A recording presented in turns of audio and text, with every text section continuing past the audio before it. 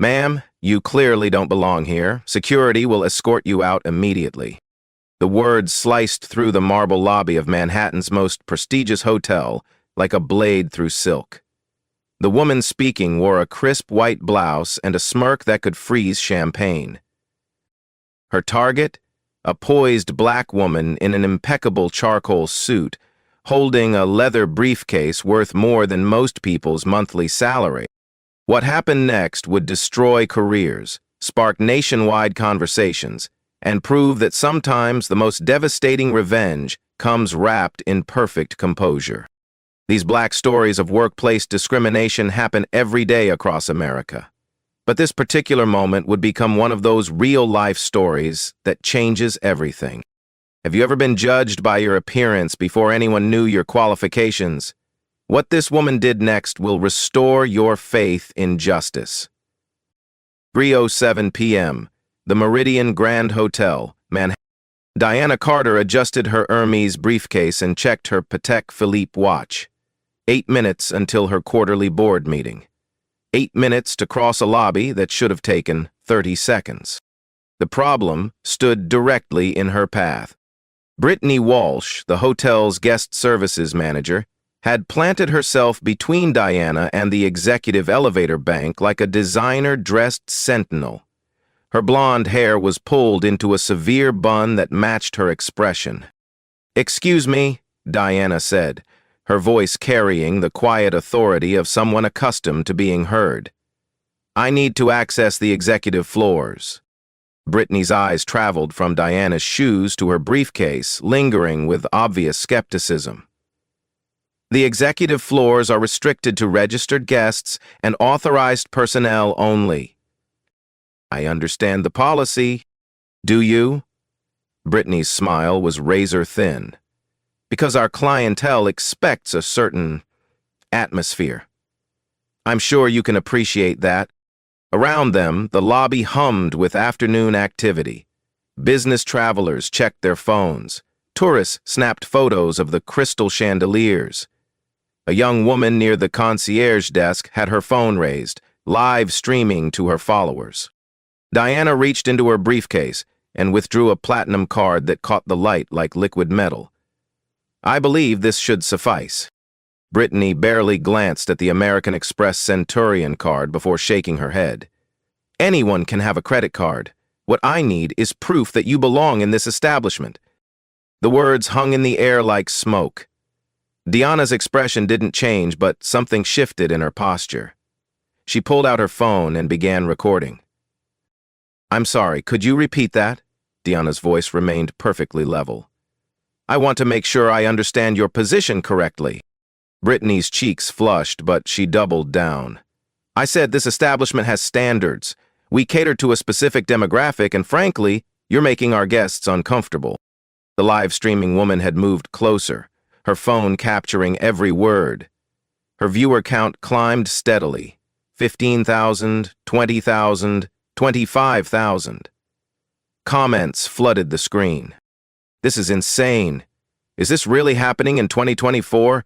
Someone needs to record this."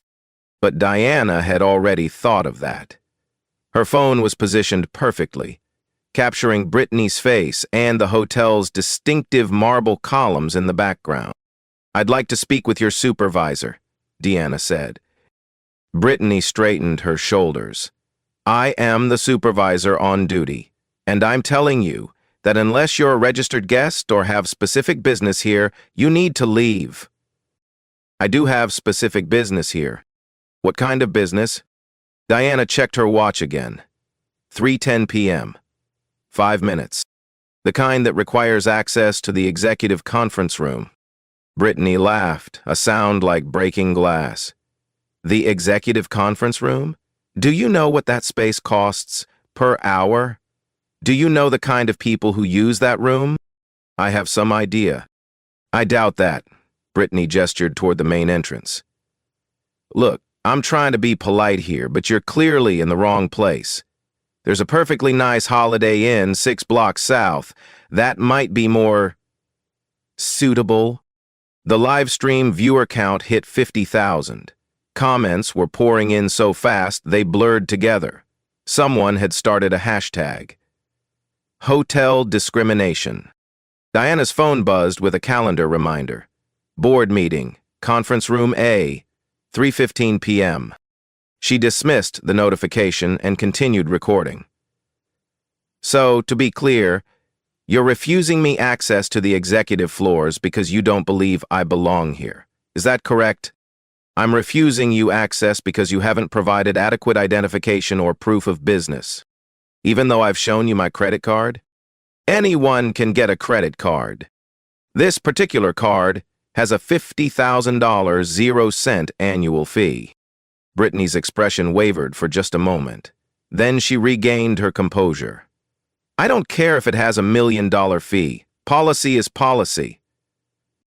A security guard approached from across the lobby.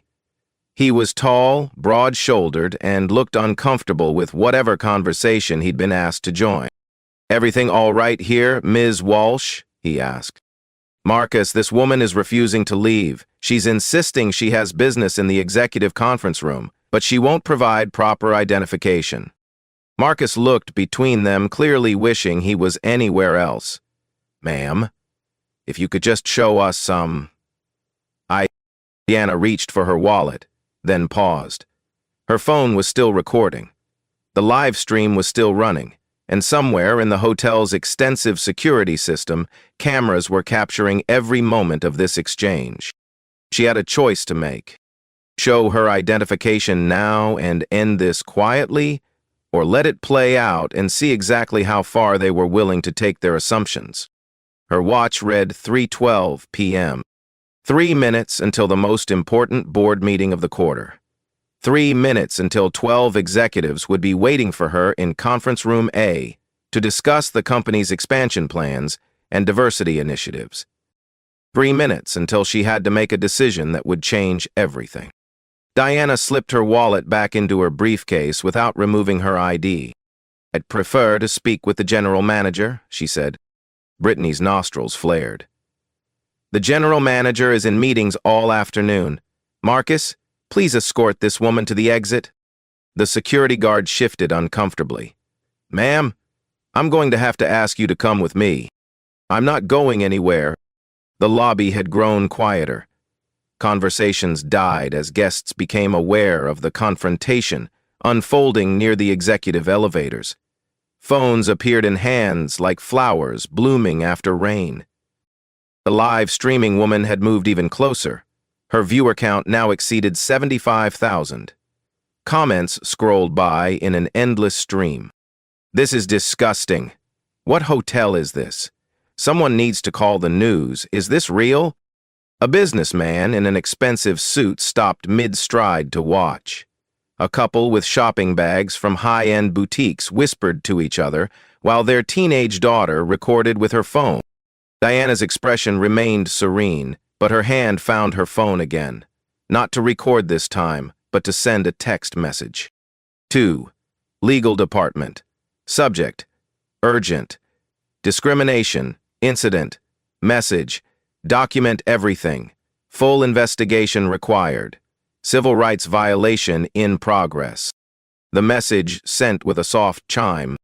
"Ma'am," Marcus said, his voice gentler than Brittany's but no less firm, "I really need you to come with me." "On what grounds?" "Trespassing.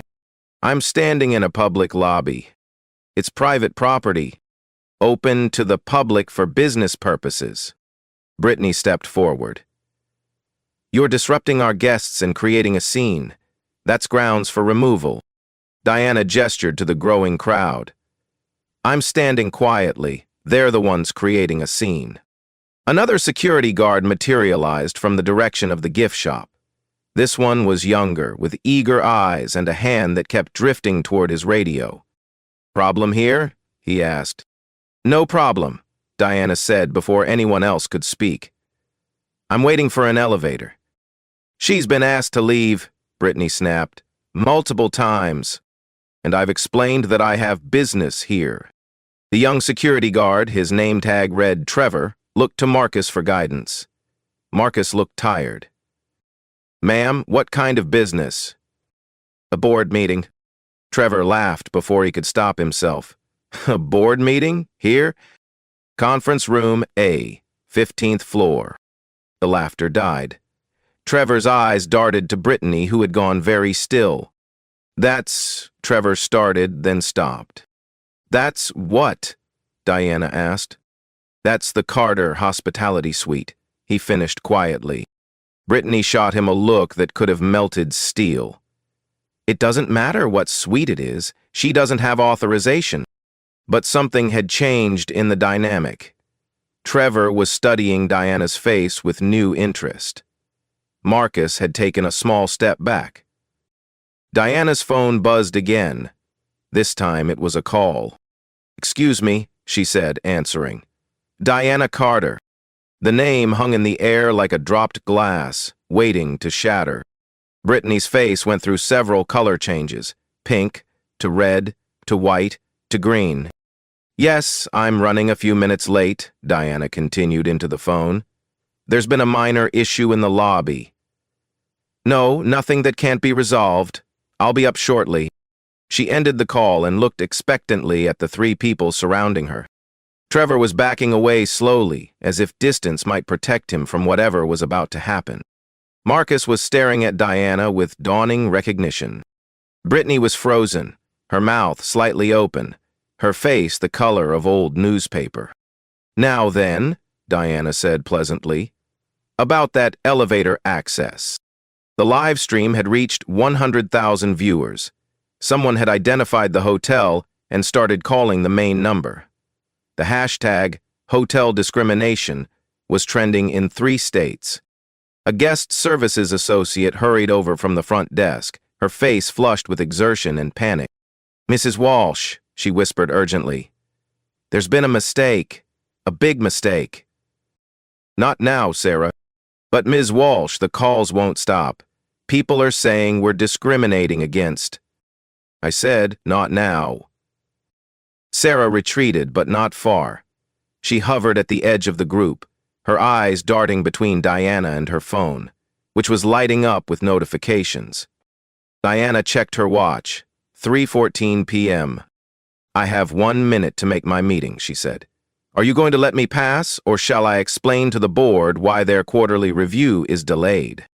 "The board?" Brittany's voice cracked slightly. "The board of directors. Carter Hospitality Group. You know, the company that owns this hotel." The words fell like stones into still water, sending ripples of realization through the crowd. Trevor was now halfway across the lobby, trying to disappear into the afternoon check-in crowd. Marcus had removed his hand from his radio and was studying the floor tiles with intense concentration. Sarah had her phone pressed to her ear, speaking in rapid, urgent whispers. And Brittany stood frozen in the center of it all, finally beginning to understand the magnitude of her mistake. The elevator bank chimed softly. The executive elevator, the one Diana had been trying to reach for the past 7 minutes, opened its polished steel doors. A man in a tailored suit stepped out, saw the crowd, and approached with quick, nervous steps. "Ms. Carter?" he called out. "The board is waiting. Is everything all right?" Diana smiled for the first time since entering the lobby. "Everything's fine, James. Just a small misunderstanding about building access." James, the hotel's assistant general manager, looked around the lobby, taking in the security guards, the phones, the live stream, and Brittany's stricken expression. His face went through the same color changes Brittany's had, minus the recovery. "Oh no," he whispered. "Oh no, oh no, oh no." The lobby fell silent except for the gentle hum of air conditioning and the distant ding of elevator bells. James stood, frozen, his face cycling through expressions like a broken traffic light. Recognition. Horror. The desperate hope that he was hallucinating. Diana Carter, CEO of Carter Hospitality Group, owner of 43 luxury hotels across North America, including the one they were standing in, adjusted her briefcase strap and stepped toward the elevator. "Shall we go up?" she asked James, her voice carrying the same calm authority it had maintained throughout the entire ordeal. "Mrs. Carter, James's voice cracked like ice on a lake. I had no idea you were in your lobby, being harassed by your staff, having my civil rights violated on camera in front of 100,000 people. The number was conservative. The live stream had gone viral across multiple platforms. Hotel discrimination was trending nationally. The hotel's phone system was overwhelmed with calls. Diana turned to face Brittany, who looked like she was calculating the distance to the nearest exit. Brittany, isn't it? Diana's voice was silk over steel. I believe we were discussing hotel policies, something about standards and demographics. Brittany opened her mouth, but no sound emerged. Her hands trembled as she tried to smooth her already perfect hair. Cat got your tongue? The live-streaming woman had moved closer, her phone capturing every nuance of Brittany's collapse. Come on, tell the CEO why she doesn't belong in her own hotel.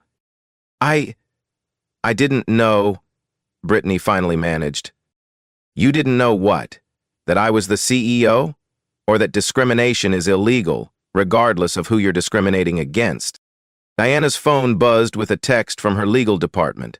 Press release drafted. Civil rights attorneys on standby. HR wants a full report. She dismissed the notification and continued looking at Brittany, who seemed to be shrinking with each passing second.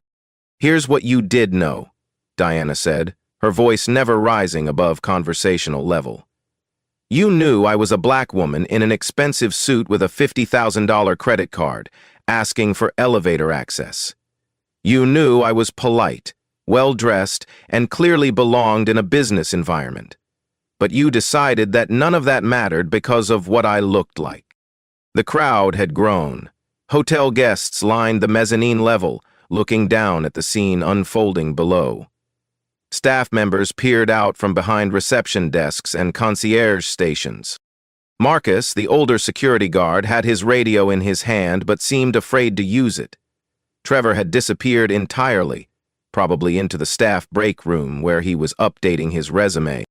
Sarah, the guest services associate, was still on her phone, but her whispered conversation had taken on the tone of someone explaining a natural disaster to their supervisor. James, Diana said, turning to the assistant general manager. How long has Ms. Walsh been employed here? 18 months, he answered automatically, then looked like he wanted to swallow the words. And in those 18 months, has she received our diversity and inclusion training? Yes, ma'am. All management staff complete the program within their first 90 days.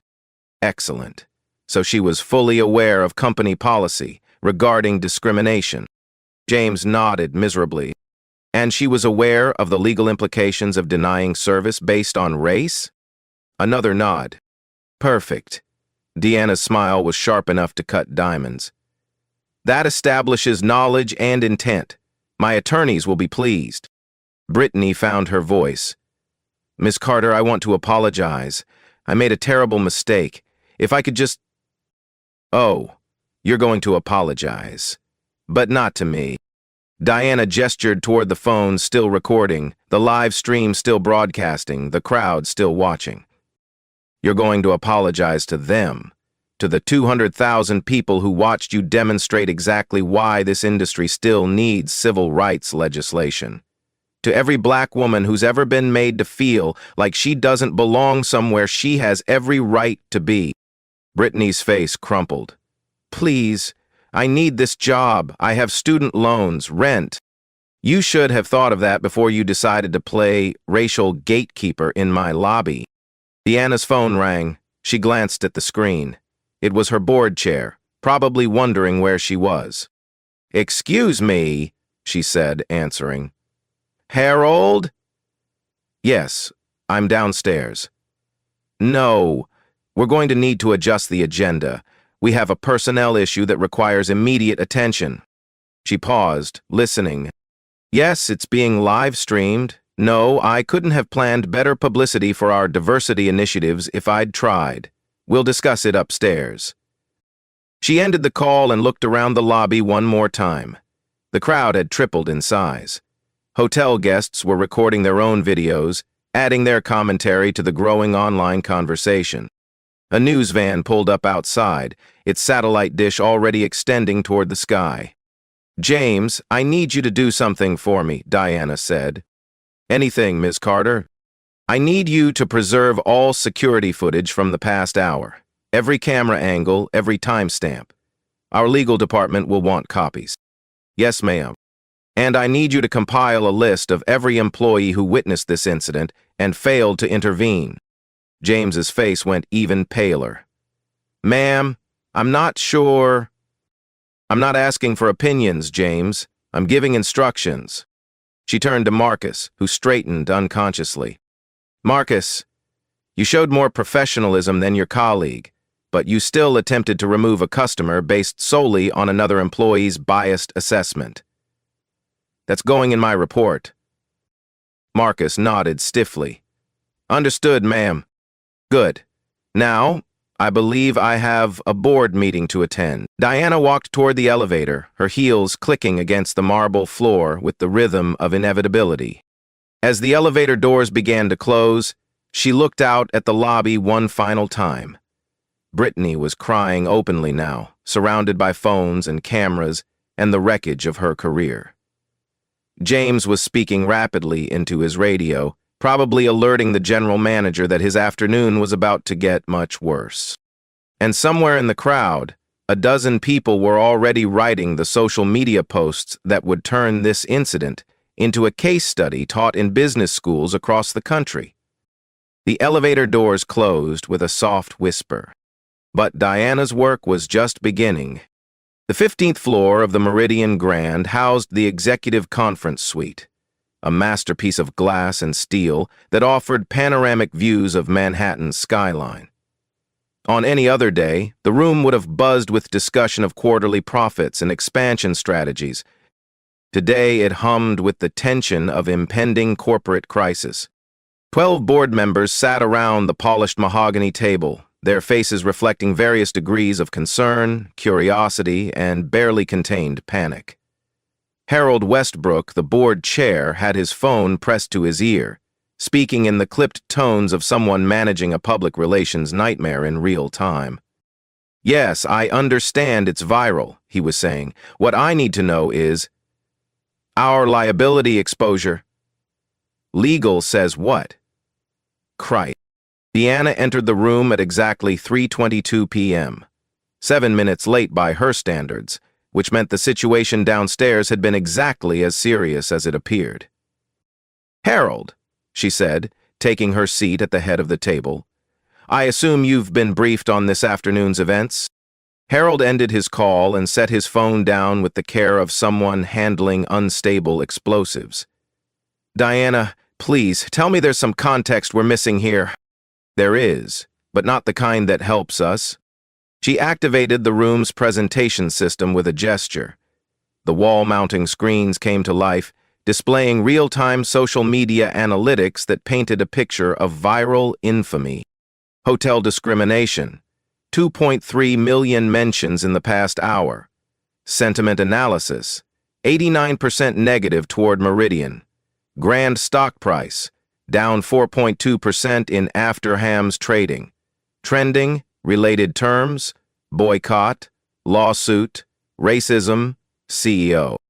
Our guest services manager, Brittany Walsh, refused me access to this building based solely on her assessment of my appearance, Diana began, her voice carrying the same measured tone she'd used in the lobby.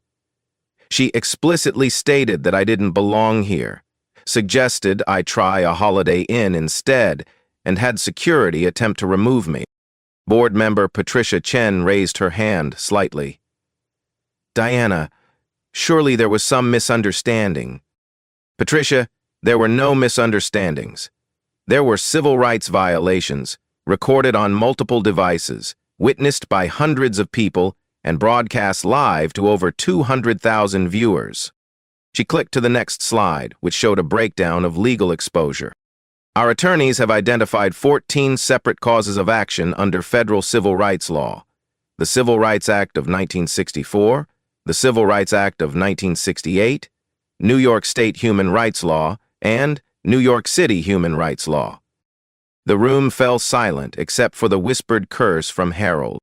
Potential damages range from $500,000 0 cents to $2,300,000 0 cents, not including punitive damages, attorney fees, or settlement costs, Diana continued.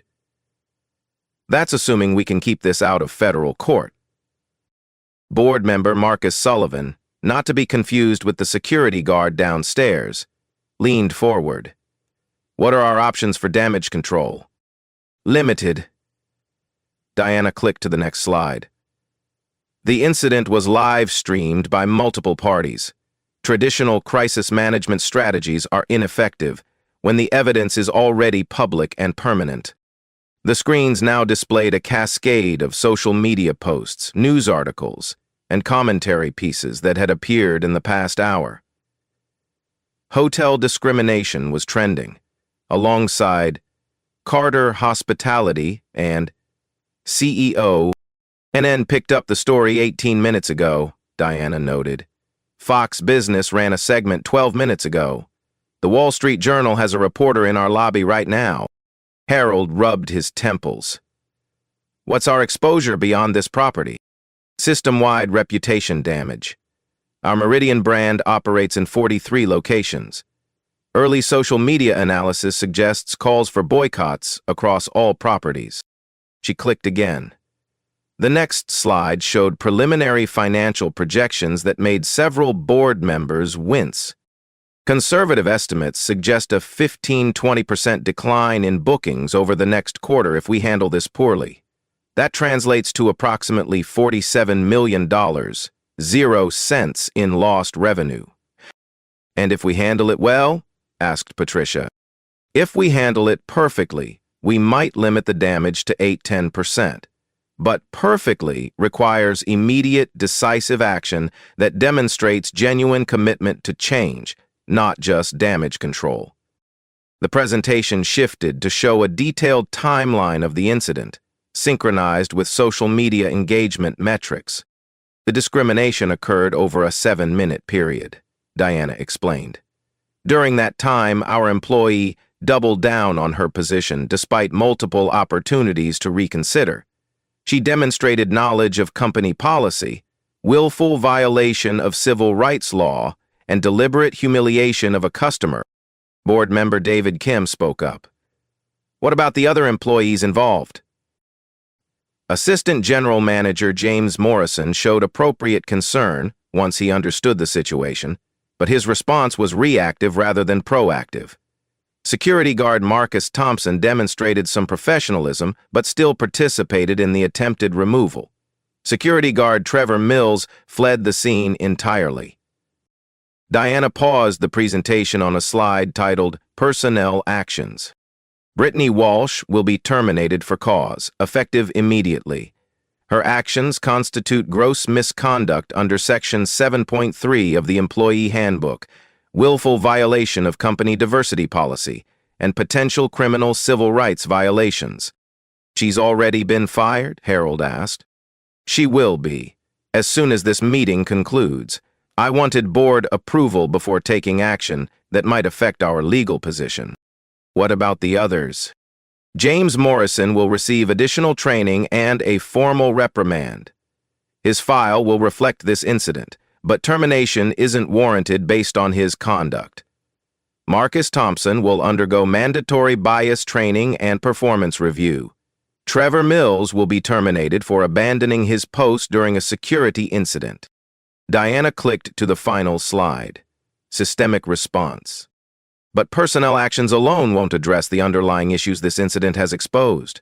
We need comprehensive policy reforms that demonstrate our commitment to preventing future discrimination. The board leaned forward as Deanna outlined her strategy. First, immediate implementation of a zero-tolerance discrimination policy with a 24-hour anonymous reporting hotline. Second, mandatory quarterly bias training for all management staff, with annual certification requirements. Third, installation of AI-powered monitoring systems in our security cameras to flag potential discrimination incidents in real time. Patricia raised an eyebrow. AI monitoring? Is that even legal? Completely legal for pattern recognition and incident flagging. We're not recording conversations or violating privacy. We're identifying behavioral patterns that suggest discriminatory treatment. What's the cost? Harold asked, though his tone suggested he already knew the answer wouldn't be pleasant. $2,100,000, 0 cents annually across all properties. But consider the alternative. Our potential liability for this single incident exceeds that figure.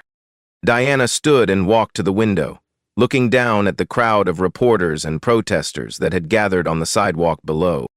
This incident happened because we failed to create systems that prevent discrimination, she said. We relied on policies and training that clearly weren't sufficient. We trusted individual employees to overcome their biases without providing them with the tools and oversight necessary to ensure success. She turned back to face the board. The question isn't whether we can afford to implement these changes. The question is whether we can afford not to. Harold looked around the table at his fellow board members, reading their expressions like a poker player calculating odds. All in favor of Diana's proposed personnel actions and policy reforms? 12 hands went up. Motion carries unanimously. Harold's relief was palpable. Diana, you have full authority to proceed. Diana's phone buzzed with a text from her assistant. Brittany Walsh wants to speak with you personally. Says she has information about other incidents. She showed the message to Harold, who grimaced. Handle it however you think best, he said. At this point, we're entirely in crisis management mode. Diana nodded and began packing her briefcase. I'll be downstairs dealing with the immediate situation. The rest of you should prepare for extensive media inquiries over the next 48 hours. As she headed toward the elevator, Patricia called out, Deanna, for what it's worth, I'm sorry this happened to you. Diana paused at the doorway. Don't be sorry for me, Patricia. Be sorry for every customer who's experienced this kind of treatment when they didn't have the power to fight back. The elevator doors closed behind her, carrying her back down to a lobby that would never look quite the same again. The lobby had transformed into a media circus.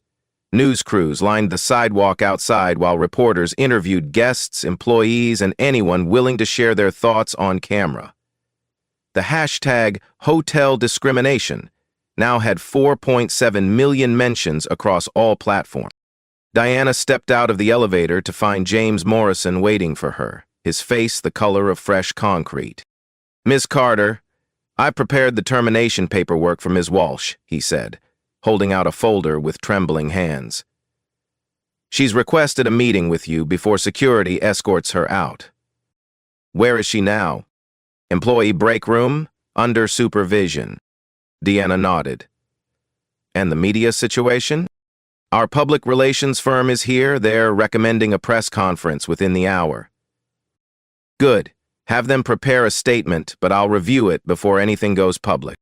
She walked through the lobby, noting how staff members straightened when they saw her, how guests whispered and pointed, how the very air seemed charged with the electricity of change in motion. The employee break room was a small, windowless space behind the kitchen. Brittany Walsh sat at a round table, surrounded by boxes of tissues and the wreckage of her career. Her mascara had created dark trails down her cheeks, and her hands shook as she tried to drink from a paper cup. Ms. Walsh, Diana said, entering the room. I understand you wanted to speak with me. Brittany looked up, her eyes red and swollen. Ms. Carter, I need you to know that I'm not a racist person. I was just following what I thought were the hotel's unspoken policies. Unspoken policies? About the kind of guests we catered to, about maintaining the hotel's image. Brittany's voice was barely above a whisper. I was told during training that we needed to be selective about who we allowed in certain areas. Diana sat down across from her. Who told you that? My supervisor, the previous guest services manager. She said that wealthy guests expected a certain environment. Did she use those exact words? She said we needed to be careful about letting the wrong kind of people into the executive areas, that it could affect our reputation and our revenue. Diana pulled out her phone and began recording. I need you to repeat that exactly as you remember it. I don't want to get anyone else in trouble. Ms. Walsh, you're already in legal jeopardy for civil rights violations. Your cooperation in identifying systemic issues might be the only thing that prevents a federal investigation of your personal conduct. Brittany's hands stilled. What do you mean, federal investigation? The Department of Justice takes civil rights violations very seriously, especially when they're recorded and broadcast to millions of people. You could face criminal charges, personal liability, and federal prosecution. The color drained from Brittany's face. But if I cooperate, if you provide complete information about discriminatory practices and policies, our legal department will consider that cooperation when determining how to proceed. For the next 20 minutes, Brittany outlined a pattern of subtle but systematic discrimination that had been embedded in the hotel's culture for years. Informal dress codes that disproportionately affected minority guests, training sessions that emphasized maintaining standards in ways that encouraged racial profiling, performance reviews that rewarded staff for guest selectivity. Diana recorded every word, taking notes that would become the foundation for a comprehensive investigation into company-wide practices. Ms. Walsh, your employment is terminated effective immediately, Diana said when Brittany finished. You'll receive severance pay as outlined in your contract, but you're required to sign a cooperation agreement with our legal department. What happens now? Now you write a public apology that acknowledges your mistakes without making excuses. You participate in our internal investigation, and you hope that your cooperation demonstrates enough genuine remorse to prevent criminal prosecution. Brittany nodded, tears starting fresh. Ms. Carter, I really am sorry. I know that doesn't fix anything, but I need you to know that I understand how wrong I was. Diana stood to leave. Mr. Walsh, your apology isn't what matters here. What matters is making sure this never happens to anyone else. An hour later, Diana stood behind a podium in the hotel's grand ballroom, facing a room full of reporters, cameras, and flashing lights. The press conference was being live-streamed across multiple platforms, ensuring that her response would reach the same viral audience that had witnessed the original incident. This afternoon, one of our employees engaged in discriminatory conduct that violated our company policies, civil rights law, and basic human decency, she began. I want to be absolutely clear, there is no excuse for what happened. There is no context that makes it acceptable. There is no explanation that justifies treating anyone with such disrespect. She paused, looking directly into the cameras. But I'm not here to simply apologize and move on. I'm here to announce concrete changes that will ensure this never happens again. The reforms she outlined were comprehensive and immediate. A $2,100,000 0 annual investment in bias prevention technology, including AI-powered monitoring systems and real-time incident detection. Mandatory quarterly training for all employees with annual certification requirements. A zero-tolerance policy for discrimination, with automatic termination. More importantly, she announced the creation of an independent oversight board, chaired by civil rights attorneys and community leaders, with the power to investigate complaints and recommend systemic changes. We're also implementing financial accountability measures, Diana continued. Management bonuses will now be tied to diversity metrics and discrimination prevention. Employees who report discriminatory conduct will receive whistleblower protections and, when appropriate, financial rewards. A reporter raised her hand. Ms. Carter, critics might say these changes are just public relations gestures. How do we know they'll be permanent? Because I'm making them legally binding, Diana replied. These policies will be written into our corporate charter and our franchise agreements. Future violations will trigger automatic financial penalties and, in severe cases, franchise termination. The press conference lasted 45 minutes. Diana answered every question with the same directness she'd used in the lobby, acknowledging the company's failures while outlining specific steps for improvement. When it was over, she returned to her office on the 20th floor and pulled up the social media analytics one more time. The conversation had shifted. Hotel discrimination was still trending, but it was now accompanied by systemic change and accountability matters. Comments that had been uniformly critical 12 hours earlier now included praise for the company's response.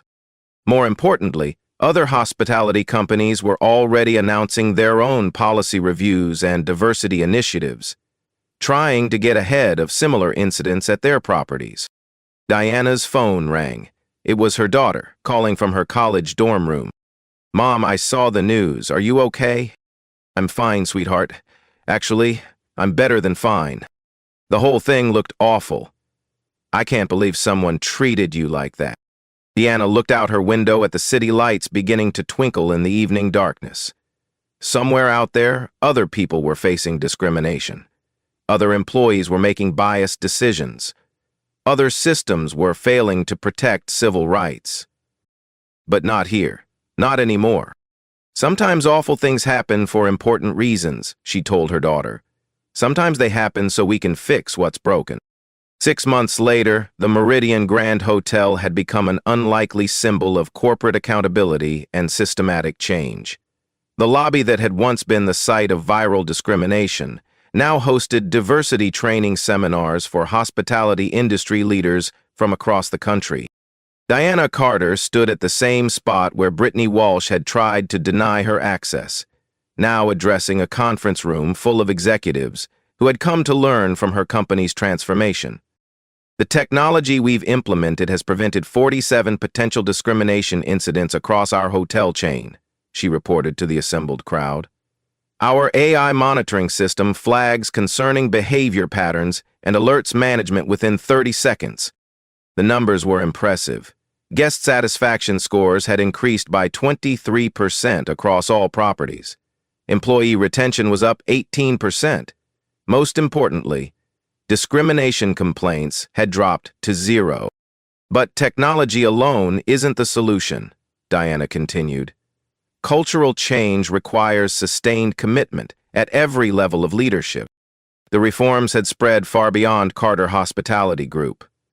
Within 3 months of the viral incident, 16 major hotel chains had implemented similar monitoring systems. The Hospitality Industry Diversity Council, formed in direct response to the Meridian Grand incident, now included representatives from over 200 companies. Brittany Walsh had become an unexpected advocate for change.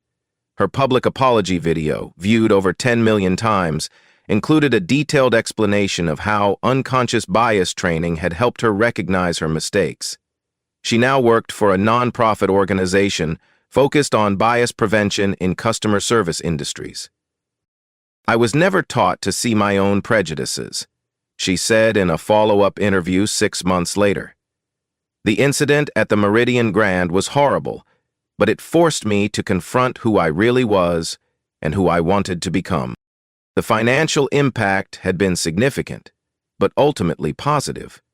Despite initial stock price drops and boycott threats, Carter Hospitality Group's revenue had increased by 12%, as travelers specifically chose hotels known for their inclusive policies.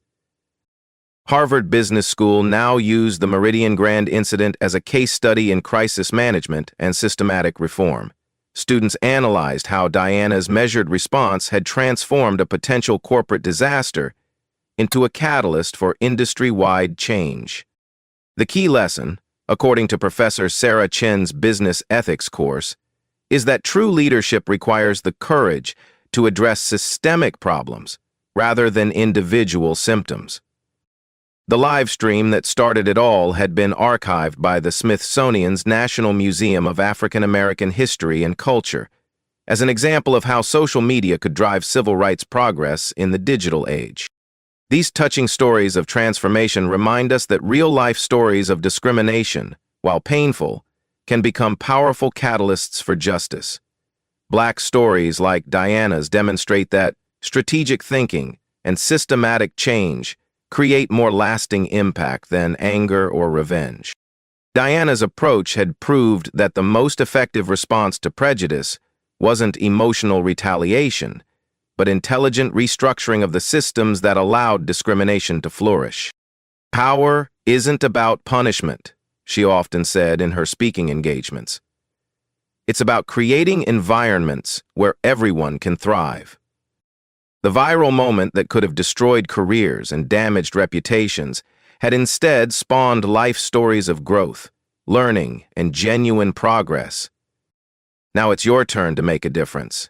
Share your own experiences with workplace discrimination in the comments below. Have you witnessed bias in customer service? Have you been treated unfairly because of your appearance or background? Subscribe for more inspiring stories of people who transformed prejudice into progress. Hit that notification bell and share this video with someone who needs to see that justice is possible when we fight bias with brilliance, not just outrage. Together, we can create a world where everyone truly belongs.